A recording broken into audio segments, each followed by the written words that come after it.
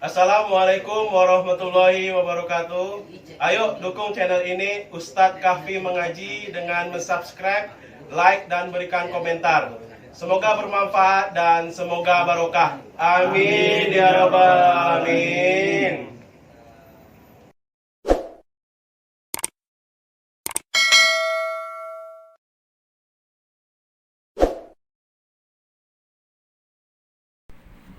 Qala mu'alif rahimakumullahu ta'ala wa nafa'na bihi wa bi ulumihi fid dharaini amin ya rabbal alamin. Al-Fatihah. A'udzu billahi minasy syaithanir rajim. Bismillahirrahmanirrahim. Alhamdulillahi rabbil alamin. Ar-Rahmanir Rahim. Maliki yaumiddin. Iyyaka na'budu wa iyyaka nasta'in. Ihdinas siratal mustaqim. Siratal ladzina an'amta 'alaihim ghairil maghdubi 'alaihim waladdallin. Amin. Ibu-ibu jamaah yang dirahmati Allah Subhanahu wa taala, membahas tentang nafsu. Yang nafsu terdiri dari tujuh nafsu. Yang pertama nafsul amarah. Yang kedua nafsul lawamah. Yang ketiga nafsul mulhimah. Yang keempat nafsul radiyah. Yang kelima nafsul mardiyah. Yang keenam nafsul mutmainnah. Yang ketujuh kamilah. Yang kedelapan tidak hafal semua. Ya nggak ada ya. Bu Mariani hafal karena di depannya ada tulisannya ya. Hafal juga Pak. Takut salah. Oh iya, takut salah ya. Takut balik-balik. Jangan takut salah ya.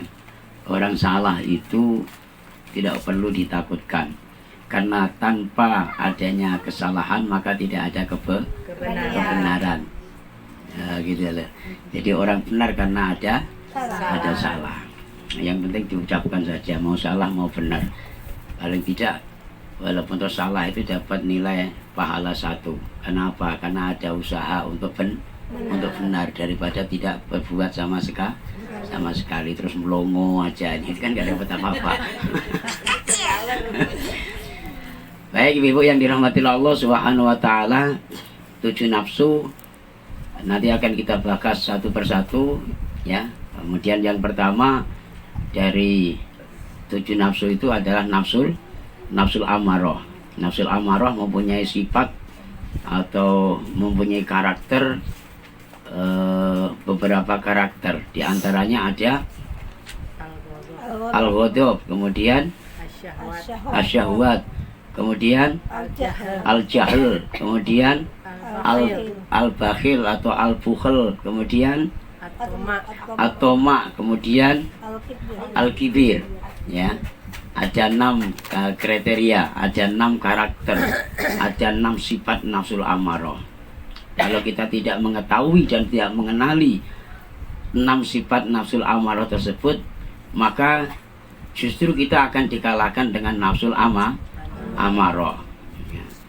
Di antaranya yang sering saya contohkan, nafsul amarah mengajak manusia untuk selalu emosi. Apalagi ada yang salah, ada yang benar aja emosi. Apalagi ada yang baik, ada yang tidak baik saja apalagi ada yang tidak baik, ada yang baik saja emosi. Itu selalu mengajak seseorang untuk selalu emosi. Salah sedikit emosi, kurang sedikit emosi. Ini kalau kita tidak tahu karakternya nafsul amarah, maka kita akan digiring oleh nafsul amarah menjadi orang yang emosional, yang suka marah, yang suka ghadab. Begitu juga seterusnya. Kemudian ibu-ibu yang dirahmati Allah Subhanahu wa taala, nafsul amarah selesai kita bahas bersama kriterianya ataupun karakternya. Masuk ke dalam nafsu yang kedua, yaitu nafsul itu karakternya. Itu karakter nafsul amarah. Ya. Masuk kepada nafsu yang kedua, ya, yaitu nafsul lawamah. nafsul lawamah terdiri dari beberapa bagian. Ada beberapa karakter, ada beberapa sifat nafsul lawamah. Yang pertama adalah apa namanya? Asyahwu. Syahwun. Asyahun apa? Ya, Asyahun. asyahwun. Asyahun. Ya kalau pakai a berarti nggak usah pakai wun, tapi asyahu. Ya, syahwun gitu saja biar enak. Asyahun. Ya. Nafsul lawamah yang pertama sifatnya adalah asyahwu atau syahwun. Apa artinya syahwun? Pelupa. Apa? Pelupa. Ya, pelupa. Di antaranya sifat apa namanya nafsul lawamah itu yang paling mendominasi adalah pelupa. Pelupa dalam hal yang berkaitan dengan agama. Ya. Kalau kita apa namanya belajar tentang ilmu dunia itu gampang ingatnya. Tapi kalau belajar tentang ilmu agama itu mudah lupanya. Apalagi dasar dilupa-lupain. Nggak begitu digubris, ya. Itu malah pelupanya sangat luar biasa. Coba ibu praktekkan. Ketika ibu ngaji, ya, dalam hal apa sajalah, itu daya lengketnya, daya tariknya ke dalam pemikiran kita itu kadang susah, ya kan? Apalagi nanti alasan, ya Pak, yang namanya orang tua, katanya gitu. Bener nggak? Ini masih muda nih. Gampang-gampang pelupa kan itu. Tapi coba sajalah, kalau nanti pas kebetulan kita kerja di sebuah perusahaan, di sana ada apa namanya event apalah, ya, yang diadakan oleh sebuah perusahaan tersebut, itu kadang-kalanya mudah kita ingat. Ya, sampai ke rumah pun masih ingat tadi yang disampaikan oleh apa namanya bos di perusahaan tadi. Kita ambil contoh yang simpel-simpel saja. Ibu-ibu kalau diajarin ngaji sama diajarin buat kue, itu daya ingatnya cepat mana? Ngaji. Cepat mana bisa? Ayo. Kalau Bu mah cepat ngaji kalau Bu mah. Diajarin baca sholat apa nyanyi-nyanyi ataupun bersolamatan karena ini mau tampil acara Maulid Nabi misalnya, atau mungkin acara Isra Mi'raj misalnya, itu latihan itu nggak cukup 3-4 minggu loh, ya masih nggak bisa, udah bisa nanti lupa lagi. Buat catatan. Ya, masih buat catatan. Ma'asalama fi amani syaikhona Allahu rabbirhammu rabbi ruhina ya rabbana. Seminggu belum tentu hafal itu. Ya. Walaupun toh memakai catatan. Ya kan? Coba nanti kalau ada ibu-ibu lurah, ibu-ibu PKK mengadakan apa namanya demo membuat kue, ya, atau lomba membuat nasi tumpeng.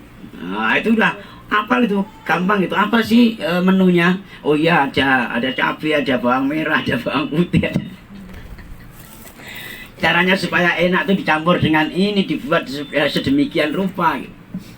Gampang itu lengketnya ibu. Nempelnya di akal kepala kita itu gampang. Pokoknya apa saja yang berkaitan dengan duniawi ya, itu sangat mudah kita tangkap dengan akal sehat kita, walaupun tuh nenek-nenek sekalipun. Jangan ketawa Bu, yang nenek aja ya ketawa. Bu RT mana ketawa. Tapi kalau soal agama, soal ngaji, soal ilmu yang berkaitan dengan akhirat, itu sangat susah sekali nempel di akal kita ini, ya. Kadang malah hanya mampir saja di otak kita, masuk telinga kanan, keluar telinga kiri. Gak usah nunggu nanti nyampe rumah, baru kita pulang dari tempat kediaman Bu Isa sini sampai ke pos aja udah lupa itu. Ya, tadi nafsu apa ya? Pokoknya wun gitu loh. Matur suwun nih kan. Matur suwun gitu. Setahu saya tadi pokoknya wun tadi di sana aku jadi ingat kon. Ini belum sampai ke rumah loh. Baru berapa langkah dari majelis taklim ini. Nah, inilah ibu-ibu yang dirahmati Allah Subhanahu wa taala, keinginan nafsul lawamah. keinginan nafsu lawamah yang ada di dalam diri kita itu karakternya pengen mengajak kita menjadi orang pelupa tentang agama. Nggak usah terlalu diingat-ingat lah, nggak usah terlalu diangan-angan. Udahlah, orang ngaji yang penting kita hari Minggu datang ke pengajian aja, mau tahu mau enggak, mau ingat mau enggak, yang penting ngaji. Ini masih bersyukur, mau ngaji itu masih bersyukur. Ibu ingat-ingat saja, ibu angan-angan saja. Cobalah berapa tahun kita ngaji, apa yang kita dapatkan selama ini, berapa item, berapa poin tentang ilmu yang kita dapatkan selama ngaji setiap hari Minggu. Ingat apa lupa? Ingat apa lupa? Banyak yang lupa. Banyak yang lupa. Yang inti-inti aja lah. Padahal kalau dibukukan selama 4 tahun ini udah penuh satu buku kajian setiap hari Minggu ini, Bu. Baik yang kajian tasawuf maupun yang kajian syariat, ya, baik tentang sholawat, baik tentang sholat, tentang fikih dan lain sebagainya. Itu kalau dibukukan nggak cukup satu buku. Mungkin buku yang tebal itu ya sebelum tentu muat. Paham, Bu? Betul nggak? Loh, kayak gitu sudah tahu tidak ada yang ingat, artinya kita lupa, itu nggak mau ingat-ingat itu. Oh iya ya, kemarin atau dulu itu pernah ditenangkan Pak Ustadz begini kok, ya Pak Ustadz pernah ceramah begini kok, kan begitu. Karena saking tidak mau tahu dan sengaja melupakan, maka ketika ada masalah-masalah bingung dia, ya kan? Sholat itu kalau seandainya sajadahnya itu terkena kotoran cecak misalnya, kira-kira boleh nggak ya? Padahal cuma kena sikit aja, yang paling ujung kan bukan di tempat sholat, ya kan? Contohnya ini sajadah, ya kan? Terus yang kena kotoran cecak itu di sininya. Sholat kita kan di sini, sujudnya kan di sini. Itu boleh nggak ya? Itu nggak ngerti gitu, ya kan? Kan dulu juga pernah diterangkan. Karena sudah lama dan tidak mau tahu, dan memang seperti itulah nafsu lawamah yang ada dalam diri kita untuk mengajak kita sebagai orang yang menjadi orang yang pelupa, dan sengaja mengajak malah supaya dilupakan. Nggak usah terlalu diangan-angan lah, ngapain kamu capek-capek bawa buku, bawa pena, nambah-nambah biaya saja, datang asal jelimbrung gitu aja lah. Mari nggak bawa buku ya? Tapi gak nyinggung loh deh ya. Ini gak nyinggung, ini cerita apa adanya gitu. Kalau dilihat kan seolah-olah macam udah ngerti gitu ya. Contoh nanti misalnya keluar di sini, Ibu, ada orang tanya, dari mana Bu ngaji? Di mana? Di Nurul Huda. Siapa ustadznya? Ustadz Kahfi maksudnya. Diterangkan apa tadi Bu? Apa ya? Nafsu. Pokoknya nafsu lah gitu. Nafsu. Ya kan? Lu padahal kalau ditengok kan nggak bawa buku, nggak bawa pena kan udah ada ibarat, paling tidak kalau misalnya Bu Mariati masih mending lah. Lupa aku tapi aku catat tadi kok. Aku coba lah tengok di tas dulu. Oh iya, nafsu lawamah. Lu masih mending lo nih, jujur-jujur aja kita akuin lo. Loh, pada prinsipnya secara logika saja, kalau sudah tidak mau mencatat, tidak mau menulis kan berarti udah tahu gitu ya Bu ya. Nah, makanya lain kali itu kalau ada anggota yang kayak gitu tuh Ibu pura-pura tanya, Marni, ya 2 minggu yang lalu itu nafsu apa coba? Gitu kan, tes aja. Berarti kalau misalnya ngerti, ya oke lah, kita maklumin nggak bawa buku nggak apa-apa itu. Nah inilah ilmu agama. Ya, saya sering perhatikan kalau ada pertemuan-pertemuan di masyarakat itu, pokoknya hal-hal yang sifatnya umum dan tidak menyangkut tentang agama itu antusias. Umat masyarakat itu antusias luar biasa. Ya, sehingga berusaha bagaimana untuk mempermudah, berusaha untuk bagaimana supaya tahu, berusaha bagaimana supaya betul-betul ngerti. Tidak hanya sekedar tahu, dan tidak hanya sekedar menjadi makmum, tidak hanya sekedar pengen tahu saja, tapi pengen lebih. Bagaimana aku ngerti, bagaimana aku bisa, ya. Apalagi kalau berbicara masalah dunia Dunia bisnis itu ada apa namanya itu sistem apa namanya ya, pertemuan-pertemuan yang di situ memfollow up anggotanya supaya cepat-cepat bisa berhasil. Ya.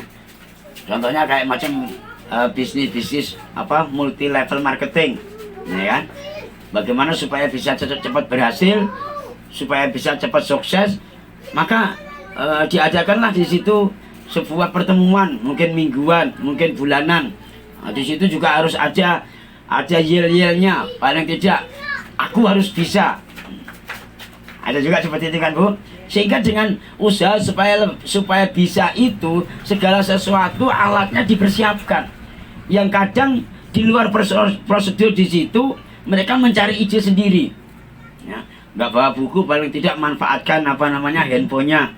Berhubung sekarang handphone itu Android, itu ada catatan-catatan di situ kan? Ditulislah di situ. Biarlah ditengok orang macam aku nggak bawa buku, macam aku nggak bawa pena, nggak apa-apa lah. Ya. Tapi paling tidak saya punya catatannya. Ada yang punya Android? Wah ini Marni punya Android, nyatet juga rupanya, gak macam Bu Mariani.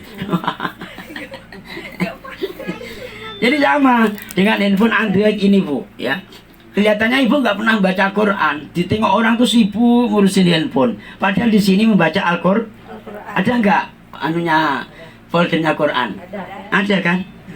Ditengok orang jadi negatif thinking. Apalah Mariati itu, uang udah tua kayak gitu pun handphone aja. Setiap aku lihat mesti dia main handphone. Lu padahal ngaji dia. Ayo, ngaji apa WhatsAppan? Jujur aja Bu, ngaji apa WhatsApp? Nah ini lagi punya dia Facebookan, WhatsAppan, Instagraman, Twitteran, semua itu aja lah. Sehingga folder Quran di dalam handphone tuh nggak terbuka sama sekali. Hanya untuk kegiatan pas kalau ada orang meninggal yasinan gitu aja. Pas nggak ada yasin buka handphone. Betul tak? Betul. Semua betul nih gimana Ibu? Masya Allah. Zaman sudah akhir. Jadi apalagi kita macam orang tua. Coba bisa bayangkan kalau kita nggak bawa buku, nggak bawa pena, berapa lama ilmu yang kita dapatkan pada hari Minggu setiap minggunya yang lengket di pikiran kita. Kata Kanjeng Nabi, al ilmu fisyigor kan nafsi alal hajar. Belajar di waktu kecil bagaikan mengukir di atas batu. Tapi kalau belajar di waktu dewasa atau di usia tua bagaikan mengukir di atas air. Baru kita set hilang. Malah nggak sampai lah ditulis itu udah hilang, udah ketara air. Bener nggak Bu? Sama dengan kita. Kelihatannya domblong, blongon, dengerin, tapi padahal itu nggak masuk itu. Hanya kayak macam pendengar setia saja gitu loh. Oh nafsu, oh syahbu gitu aja.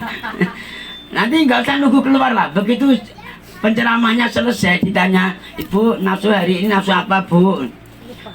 Apa ya? Nanti ada kawannya celetuk baru ngikutin dia. Oh iya gitu. Masya Allah. Tapi nggak apa-apa, yang penting ibu masih mau ngaji daripada tidak mau ngaji ya. Banyak di luar sana yang dikasih kesempatan oleh Allah, diberi kesehatan oleh Allah, diberi panjang umur oleh Allah, juga diberi nikmat oleh Allah, tapi banyak waktunya yang sia-sia ya. Duduk sesaat saja, setengah jam, 1 jam sampai 3 jam dalam keadaan kita ngaji itu beratnya minta ampun. Tapi kalau coba duduk di luar sana berjam-jam, dari habis duhur sampai jam 5 sore, itu nggak ada capeknya, nyambung aja terus, dapat aja terus pembahasannya ya Bu ya.